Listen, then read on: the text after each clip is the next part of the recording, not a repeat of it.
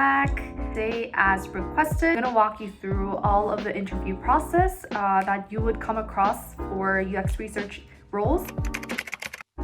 Say once you've submitted your resume, your portfolio, and your application to an employer, either the recruiter or the sourcer will basically source and go through a pile of resumes, including yours, to determine who is worth taking to the next steps and interviewing with the team. In order to kill this recruiter interview, you will have to understand the job description to the entirety and make sure that your answers align with the job description. So typically, hiring managers will provide the answers to the question, describe the ideal candidate for this job.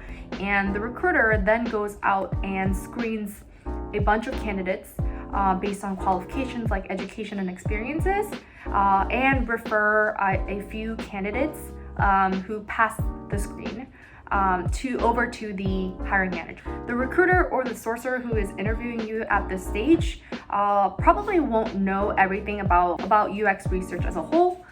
They want to do initial screening and make sure that only those people who pass a certain criteria get this gracious opportunity to meet the team. So in order to pass this first round of interviews, this recruiter interview, make sure to review all of the skill sets this role is requiring, or what type of experiences this hiring manager ideally wants this role to have. So don't lie about experiences you've never had or skills that you don't own, of course, but make sure to call these out if you do have them.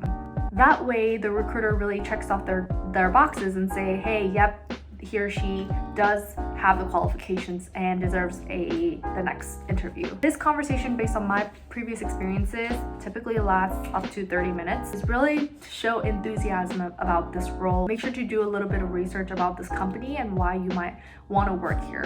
Any special ties to this company and its vision or mission or research practice, make sure to bring that up. For example, I came from social media analytics and digital marketing background, so I was able to say, hey, I've always had passion for social media because of my previous background, and I love the services that this company provides, blah, blah, blah. Those are great ways to make sure that, hey, beyond just the role itself, I have a special heart for this company as a whole too. After you pass the recruiter interview, you will likely get the hiring manager interview. For this particular interview, don't focus on what school you went to, employers you've been worked with before. Most likely, your hiring manager already has your resume right in front of them. They're now at this point looking to see what separates you from other candidates beyond what's on your resume. You'll be asked to describe research projects that you've done in the past and the impact that it had. You should be able to describe research problems clearly and constructively, and be able to walk them through the hypothesized problems, the methodologies that you use, what insights you learned from them, and then what impact that it had. Practice keeping your answers super short and direct, because hiring managers are looking to see how well you're able to describe your own research in a clear, structured manner, and not going into every little details of the project. You're also going to be asked, likely, about how you've worked with cross-functional teams in the past. So make sure you have examples and explain in STAR manner, where you quickly describe the situation, the challenges, your approach, and action, and then what it resulted in. You're also likely going to be asked about how you overcame obstacles or challenges throughout the research phases. Are there any instances where your stakeholders didn't like the research methodology that you chose?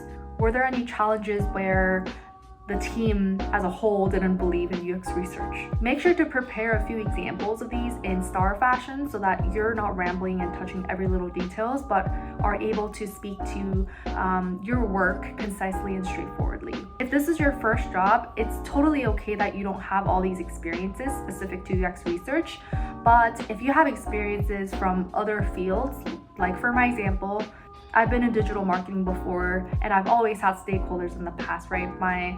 As a social media analyst, I've always had I've had marketing department as my stakeholder, had other vendors as stakeholders in the past too. Bringing those examples up from different backgrounds is totally fine. So if you don't have those examples of confronting obstacles or confronting challenges or being in a harsh relationship or whatnot, totally fine to bring up examples from other fields or even at school.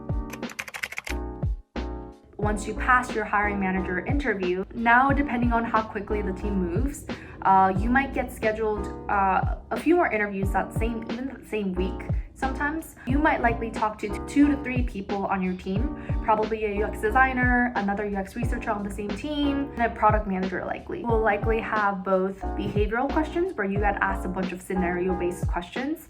Tell us about a time, or tell us about a UX research project that didn't go as planned and how did you manage it? Tell us about a project that makes you the proudest. And you'll also likely have a case study presentation, either from your past work or a provided case from your potential employer. I've had both instances where I had to present a case study from my portfolio, really kind of like casually, and chat through my problems, my approach with it, like methodologies that I chose, and then the impact that it had. The role that I'm currently in a smaller company, I had to prepare a quick presentation with a generic case study scenario. This is not super common though. I really like this company and really like the hiring manager, so I was willing to invest a little bit of time and effort and energy into creating this case study presentation. With the case study presentation, I had initially outlined a general guide of how I would tell the story and present the information. In the way you talk through these scenarios, the situation, the role that you took, action that you took, and the impact that you made,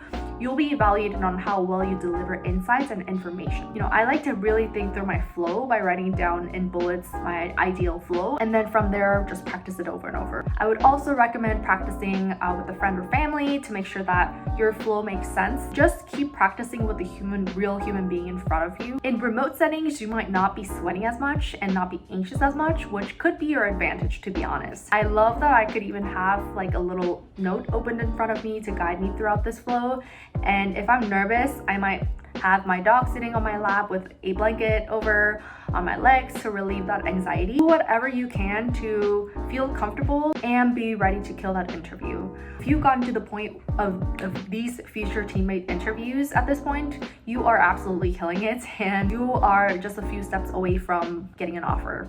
So keep your chin up and be confident as much as possible. And also, don't forget that if you don't get this time around, not too bad because you got to practice for free, I'm sure you're excited about this opportunity and you want to kill it and you want to get it as much as possible, but think of it as a longer term that you're practicing, interviewing, and interviewing is a big part of UX researchers' role, so you're gonna get better at it with practice. So keep practicing it and think of this as an opportunity to practice interviewing in general. Thank you so much for watching. And if you have any questions about what I talked about today, or if there's any other topics that you would love for me to cover, please feel free to leave it in the comments.